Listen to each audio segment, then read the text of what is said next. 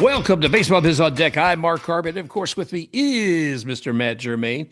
Once again, we will take apart all of Major League Baseball and discover where the true fun is to be had. Hey, Matt, how you doing, buddy? I'm living a dream as always, and even though we'll break it all down, we will build it back up. I love it. That's what it takes. Got to be able to take all the Tinker Tots and toys and be able to put it apart, take them apart, put them together again. Oh my gosh. I got to tell you, brother, it has been an exciting week for me personally.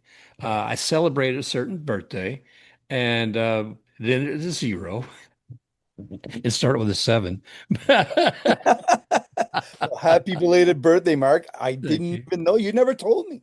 Eh, eh, Ah. I'm gonna send Carrion a little note saying next time you got to warn me at least a week in advance. That way I can play some sort of prank on. I mean, get you a gift or a card or Oh, thank you. Thank you. No, the thing I enjoyed about this was Karen and I were going to go see the Rays play against the Miami Marlins. something. And so Lou Schiff kind of helped us out with some tickets. And lo and behold, as we head down there, Karen says there's one place we got to stop. So, okay, drop off something for somebody. And then she asked me to come up. It was in a residential area. And lo and behold, the door opens and in silhouettes, I see all these people because there's a patio back behind, the sun coming through. All I can see is silhouettes. It's our entire family. All our kids and their spouses are there and their grandchild. And we have a celebration. All of us go to the ball game. And I get to share my love of the game with them, That's and awesome. yeah, yeah. I even walk around the park with them at Marlins Park because we don't want to say LoanDepot Park, Marlins Park. And it was great. It was funny because even with the game going on, I want to take part of that time to just walk through while it's live. There's something about being on the edge of the game, while you're in there. Mhm. And I see Cedric Mullins is coming up, and I point out on the screen there. I said, Yeah. he is a really good center fielder. I said, but he's okay at the plate, so don't expect much. Home Boom. run. That home run. You know what? You just tested the baseball gods, and they got And that was it. And then Valade comes up a minute later or something. I said, "Oh yeah, this guy, he's really bad too." So knowing full well, I say, Dad, are you trying to make it so that he can get the hit? I said, yes. So and Valade did. He got a hit. It wasn't a home run, I believe, but he got a hit. And it was a great evening. Marlins found out it was my birthday. I got a little button, and they actually brought a slice of this magnificent chocolate cake to my seat to serve me there. And wow. yeah, yeah. And then the big happy birthday mark from your children on the scoreboard.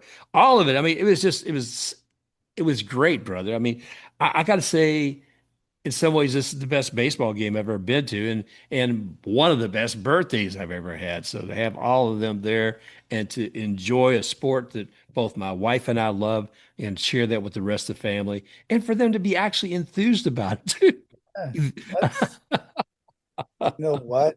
That is just like you are blessed, and that's the kind of event that you don't walk out from. Yeah. You just float out of the stadium at that point because you just had that magical moment. That it's the kind of thing that you dream about, that you think about when you're in your early 30s. You're like, someday I wish that, tuck, tuck, tuck, tuck, tuck, tuck.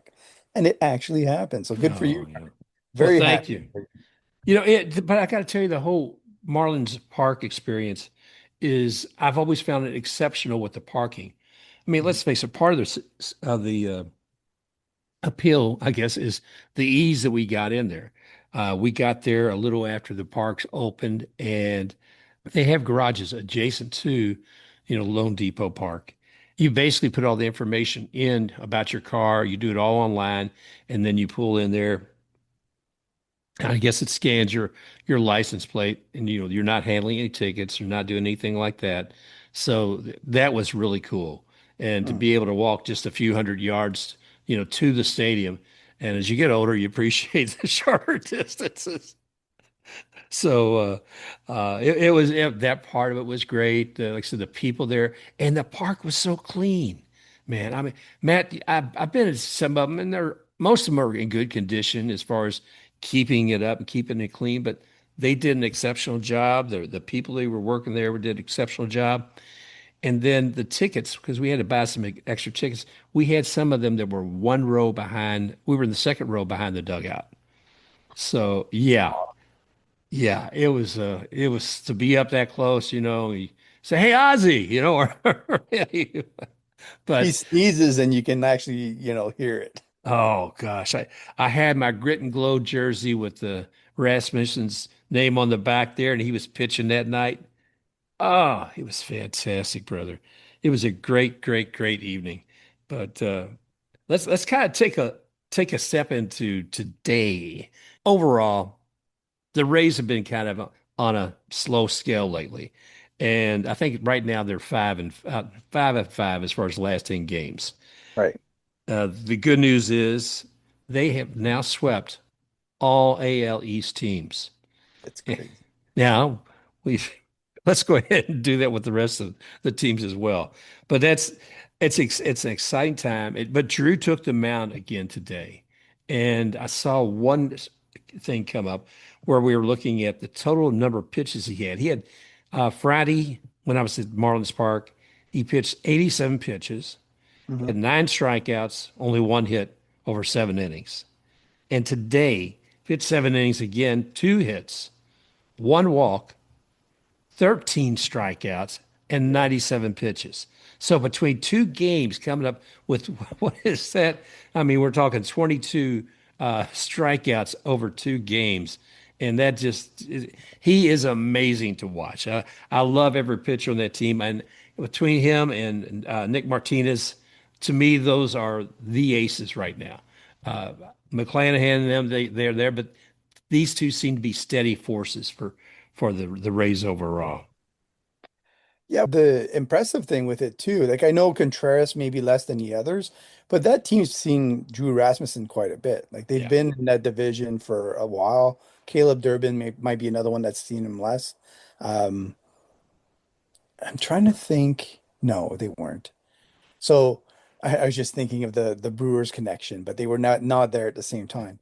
But Drew Rasmussen, just when he is on and he's actually hitting his spots and he's sharp, yeah, he's incredibly hard to hit. And as long as the positionally well regarded Rays are in the right spots when they hit sure. the ball, then he ends up having success. But today, with the most encouraging part that you mentioned was the 13 Ks, Ooh, because that's something that hadn't been coming through so far this year. yeah, So to see that kind of performance from Drew is a real eye opener. Whether or not he can manage it against a team like the Yankees or the Dodgers that we're going to see soon, we'll see. But it's encouraging, and it's definitely something that he's going to enjoy, building off of. The 97 pitches. I mean, every Rays fan that knows, the injury prone attributes of people are like, whoa, okay, well now let's wait and see what happens next. That I'm hoping that it continues. But you never know. well, you never know. And when I see a number hit around 80, I'm like, okay, okay, is Kevin going to is Kevin going to pull him? Is Kevin going to pull him or not? And I, part of me is very happy to see him in the game as long as he is, because I know as a pitcher, he wants to make a difference as much as he possibly can while he's out there, and he does. So as a fan, I love watching him, but as a person, I want to make sure he's healthy. Drew, stay healthy, man, and Rays keep him healthy. But wow, he is amazing. Yeah, the 13 strikeouts, brother. It was a good game. You look through those first 7 innings, and we would put up a run in the third, we'd put up three in the fifth, and we'd put up one in the sixth, and the Red Sox had nothing. There we are, 5-0. And then what is it after that? Oh my gosh, what is it? It's called the eighth inning. The eighth inning, and the world turns. And if we look at who is it, let's see, who was it come up after him? I'm trying to find here real quick. Yeah. I had Seltzer. I know Seltzer was one of them up there, Clevenger, and a few others, but 4 runs up in the eighth, and they put one up in the ninth. So if we had stopped putting up any more runs, it would have been 5-5 at the end of the ninth. The good news is in the eighth inning, our boys stood up and they made things happen, and we got 2 more runs in. So it was Exactly. 7-5. We win the game, and they're an exciting team to watch. Period. You know, Yeah. I have to talk about Yandy Diaz because I think I think, the league is finally paying attention to him. And I can't remember a player reaching their peak that late. I know there is one, and it's evasive in my mind. Like I'll remember it at some point. It happens, but it's so rare that they continuously get better through their 30s. Yeah, Now, the one that we can point to that everybody knows is Barry Bonds, right? And we know why. right. And it just so happens that Yandy is just as big. So it's one of those. If you wanted to point fingers, you could. But the testing is now not what it was then. So I think we're good to go on that front. But like I just want to go over the stats. Like the hitting approach and everything that he does at the plate is textbook to what you would want to teach young players. And the thing that if you listen to the games that the Rays are playing, the commentators are going through how much of that is feeding over to Junior Caminero. And for Hmm. somebody that's 22, that is a huge, maturity. And I remember watching Junior Caminero down in the ABL in the Australian Baseball League, and he was mature beyond his years. He was with the most mature bat in the Perth Heat lineup at the time. And there was guys that were in their mid 20s and approaching their 30s that were on that team. And he was way more mature at the plate in terms of his approach even then. And he was 18. So I can only imagine the amount of talking they're doing and the information sharing and evaluations of all of the at-bats that they're going through is feeding off. Like Yandy Diaz in June is hitting 444 with a 475 on base percentage and a thousand OPS, right? So 1,058. So he's just setting the tone, setting the standard. Jonathan Aranda's had success. Junior Caminero's had success. So it's starting that machine back up. I think we've talked about, potentially adding somebody else, and they've brought up Austin Slater.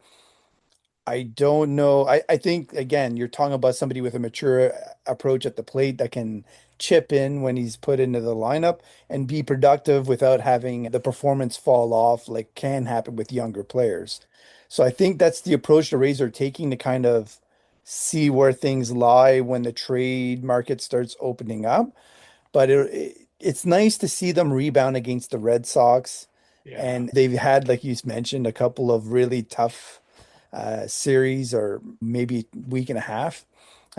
So sometimes that happens and it's a good thing because it forces the team to fight through it, to become resilient, and to realize that they have to act and play in a certain way to continue that momentum going forward.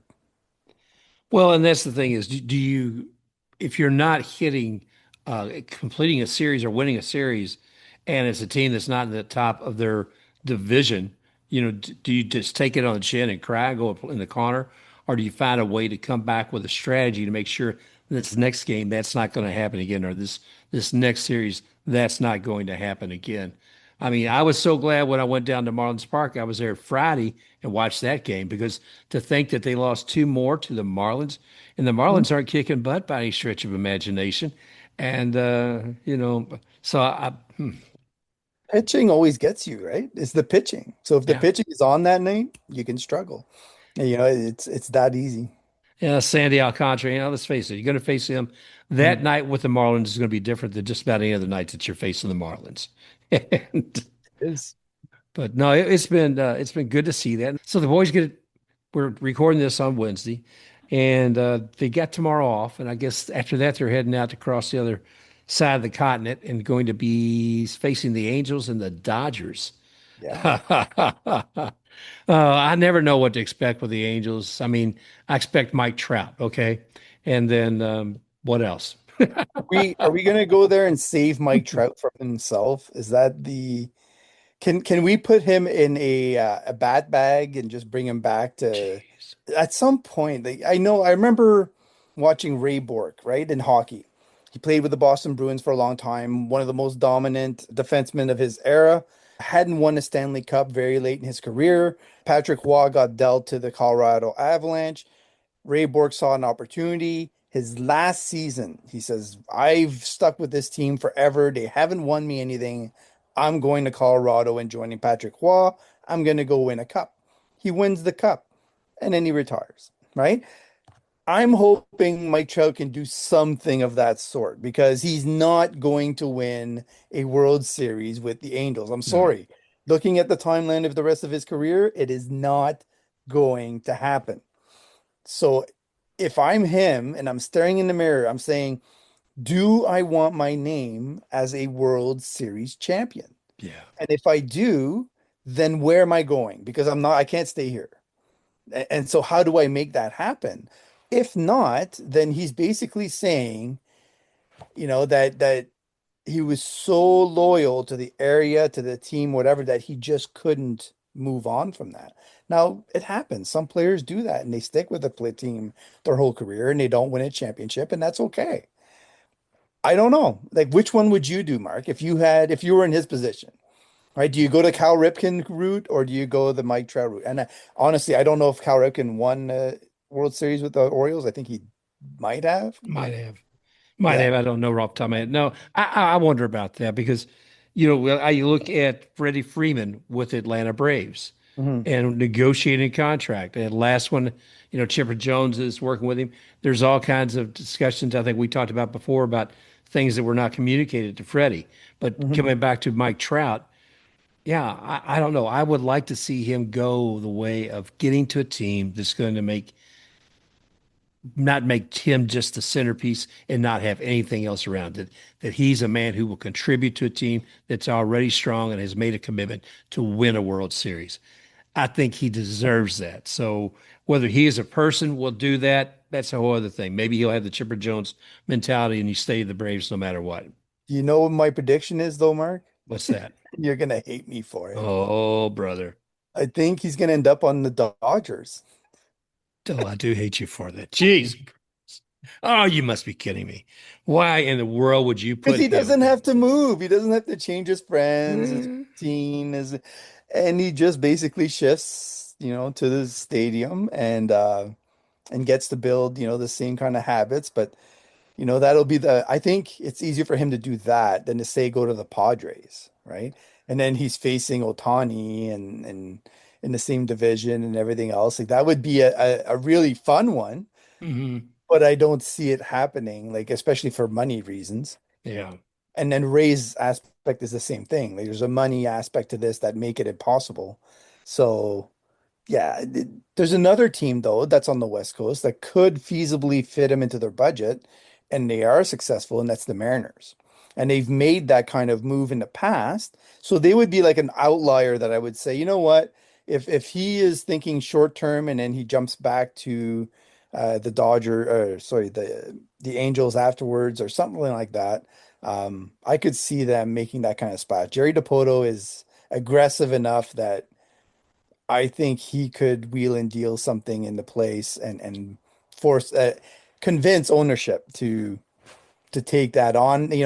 Was he still GM or was he GM when they did the Robinson Cano deal? I don't know, to be quite I honest with you. don't know. I don't I'd remember. have to look that up. But that was a significant, like he stole Robinson Cano from the Yankees, which is no small feat at the time. So I wouldn't put it past them. That's all I'm saying. That would fill two of my dreams. Well, dreams of either one. Two things that I would like to see it in baseball. One, I'd like to see Trout being on a team that could win the World Series. Mhm. Two, see the Mariners make it to the World Series. Yeah. I mean, X number of years they've been around now and they haven't been there yet.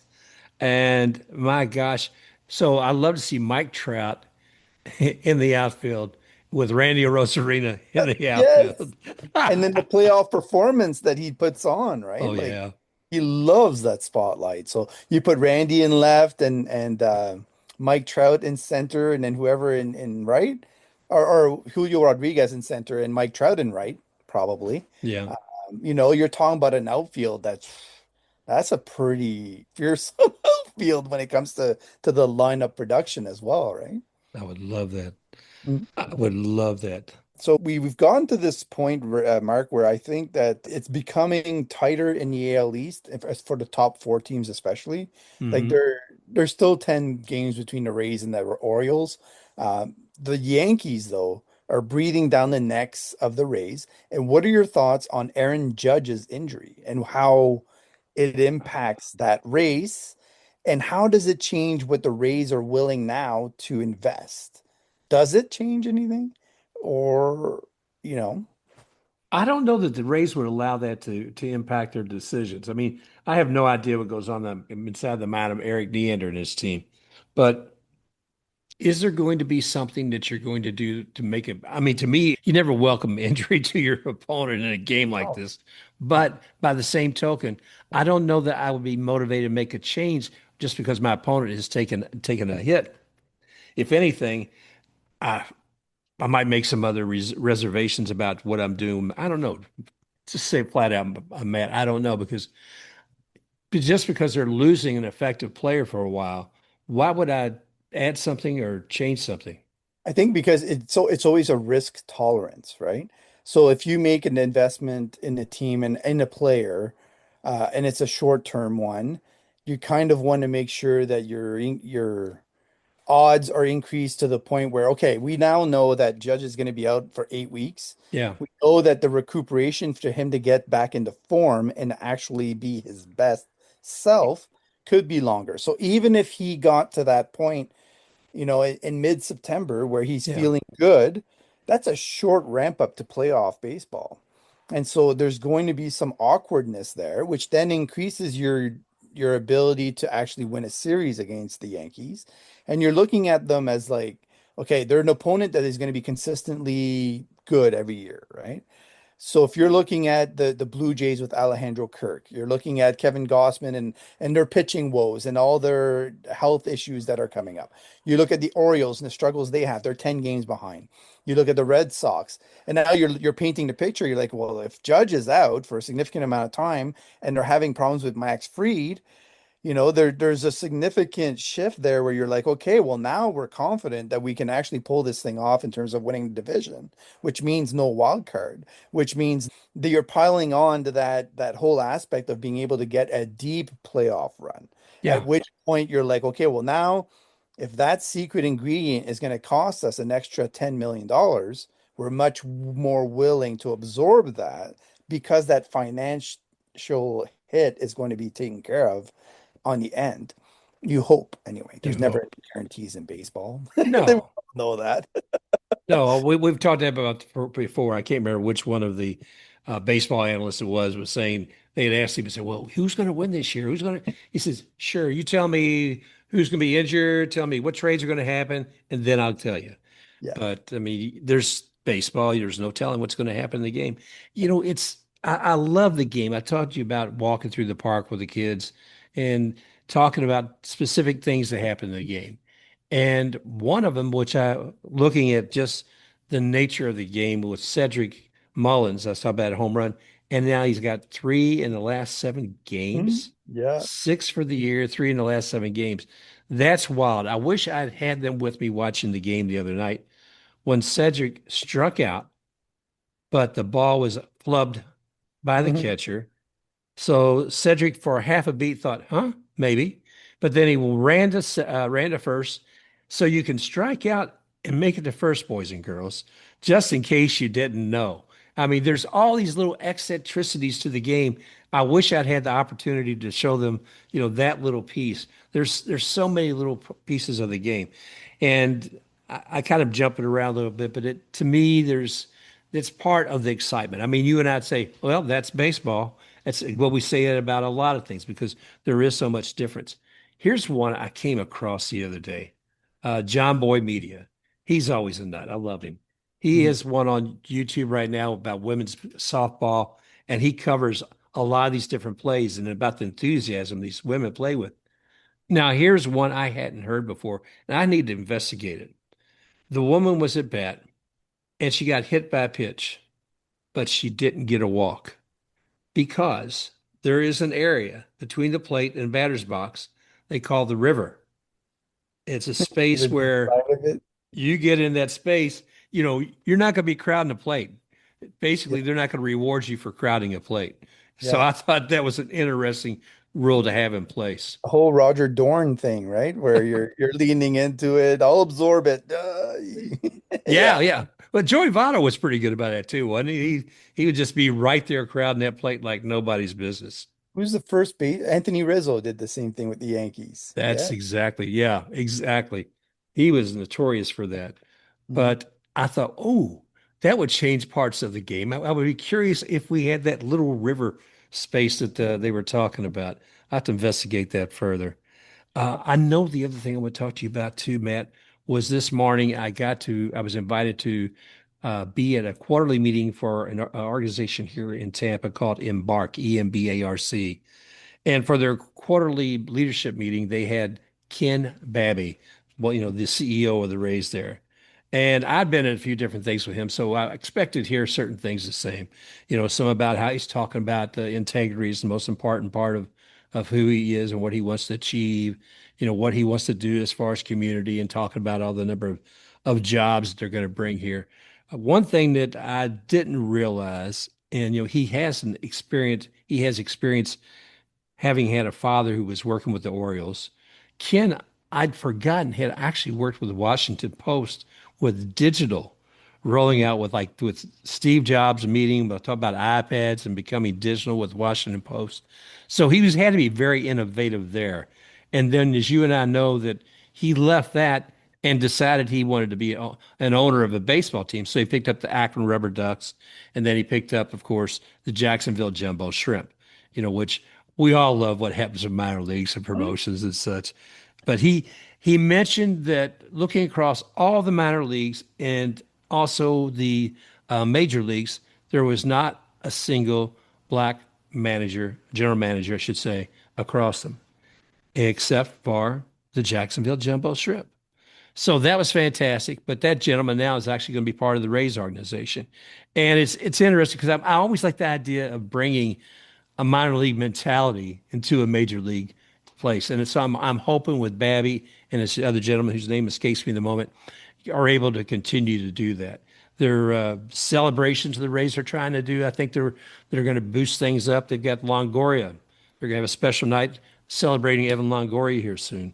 And the other thing, the gentleman who's coming down from Jacksonville, he wanted to be involved with a lot of what's going on with the community. And I understand they're doing something for Juneteenth, and that's going to be, I want to share more with that probably online, or if we get something from him in the future, we'll put that there as well.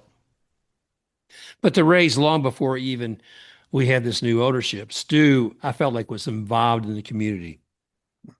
He was finding ways to participate, and he didn't always put it up as a big performance of what was going on. Not to say that these guys are, but it's good still to see some participation within the community. And I hope those who have some hesitation about funds for a stadium, think about that. And I'm not saying that you should say yes or no because of it, but it should be part of your consideration process about what a team and what an organization can bring to the community. So it was interesting to listen to him talk about some of those things today. Yeah, when you talk about how a team can bind a city together, like I think to the first time the Blue Jays won the World Series.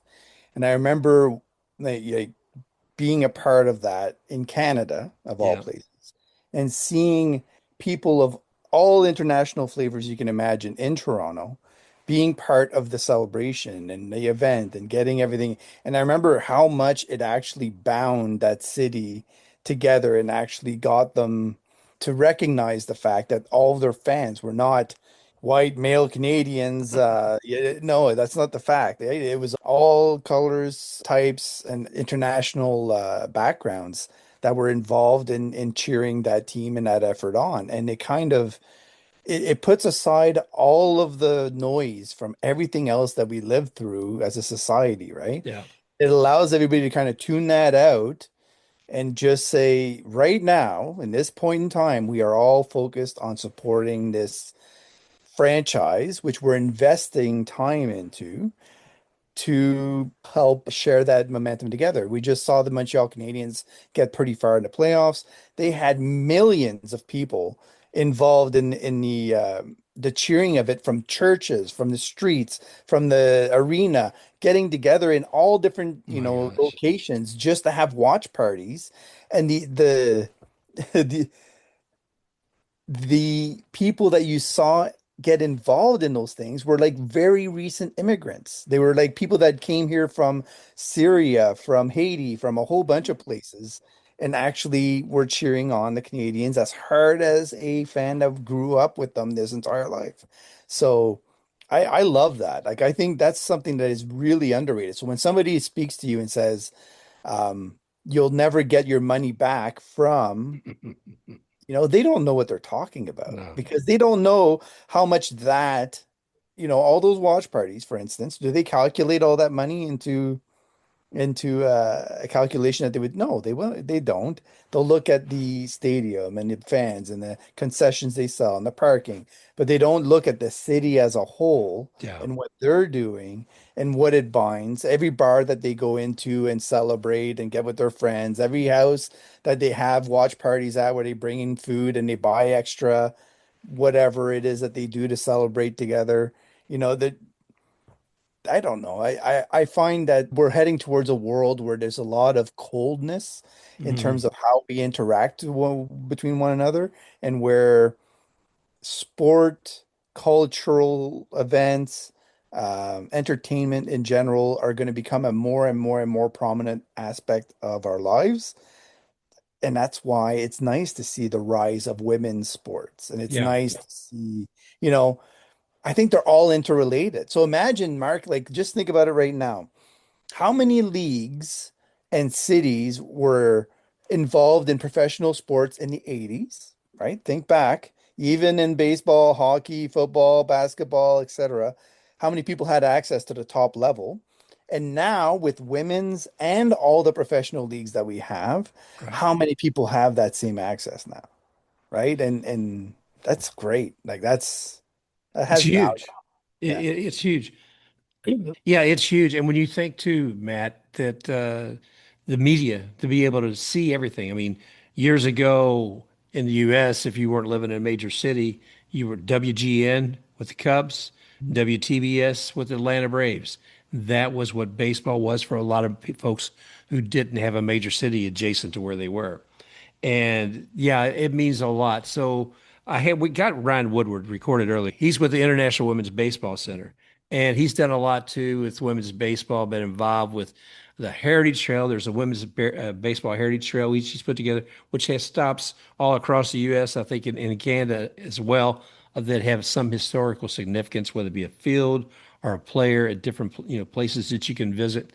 And then he's also now working with the World Baseball coming up, the Classic, the group stage. It's going to be held in Rockford, Illinois. And he'll talk a little bit about that. And this goes back to what you're saying, because that is like the international, I should say, of women coming together to play. You have teams from Korea, you have teams from all of these coming together to play.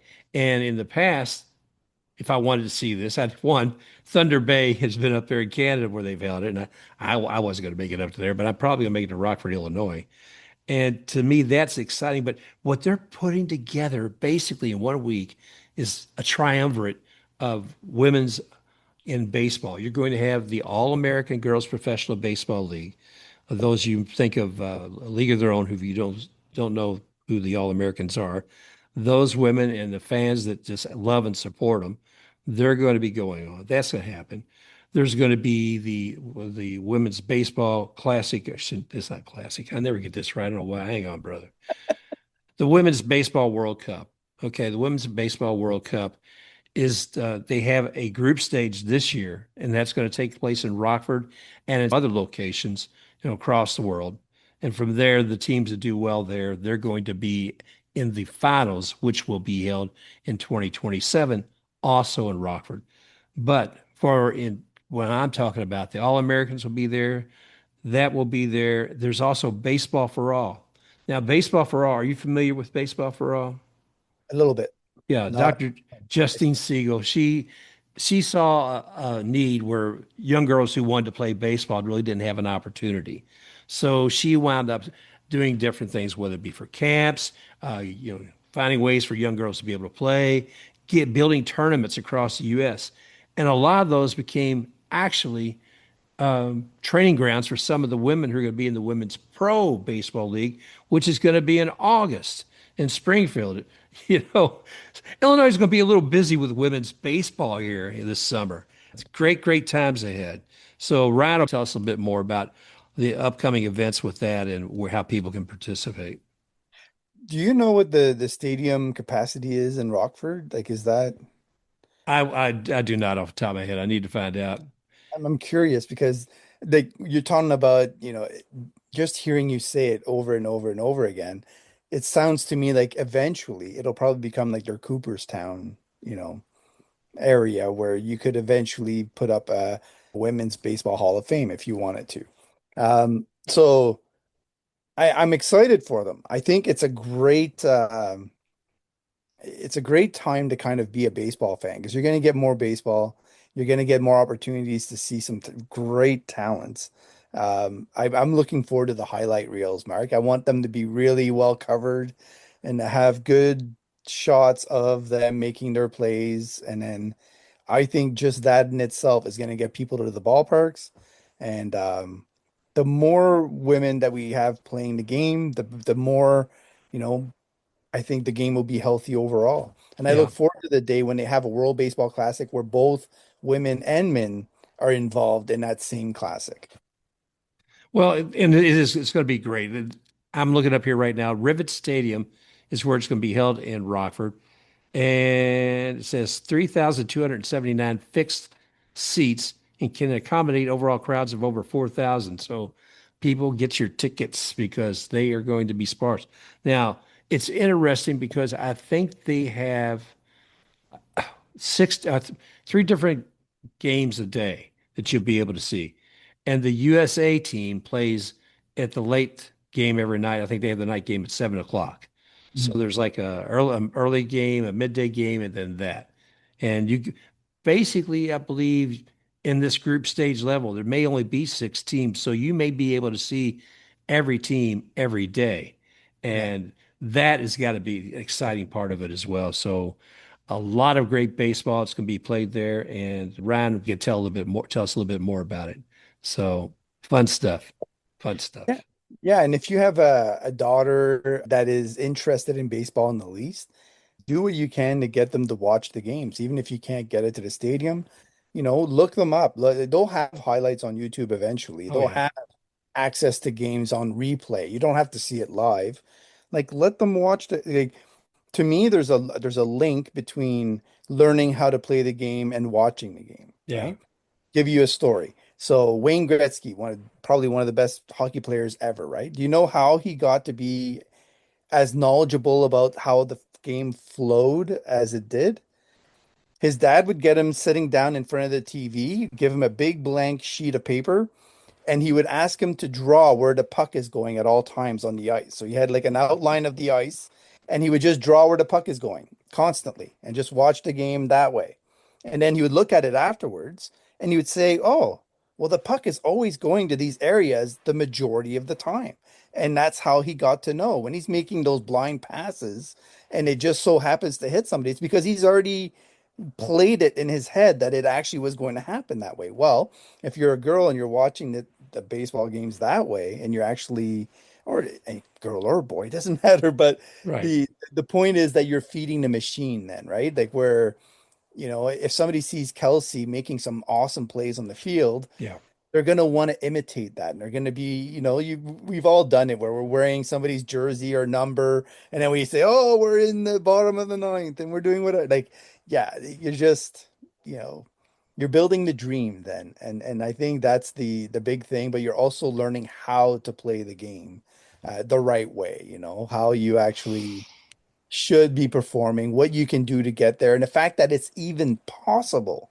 Because a lot of times it doesn't seem possible. It seems like, oh, well, a woman could never hit 90 miles an hour, with a pitch. And then you're like, oh, well, she just did it. And Yep. then, oh, this can't happen. And we've had it happen with the men's for a long time. 100 miles an hour was never heard of. And then all of a sudden they started doing it. Now it's almost like, oh, yeah, he hit 100. Can you control it though? That's you know. So hopefully we get to see more girls get access to the games and actually get to believe in the game and attend, watch, and make it a big success in 2026, 2027. Well, before we wrap and go to him, there's a couple of other things I'd like to mention as far as celebrating here in Tampa, and that is NCAA Division II.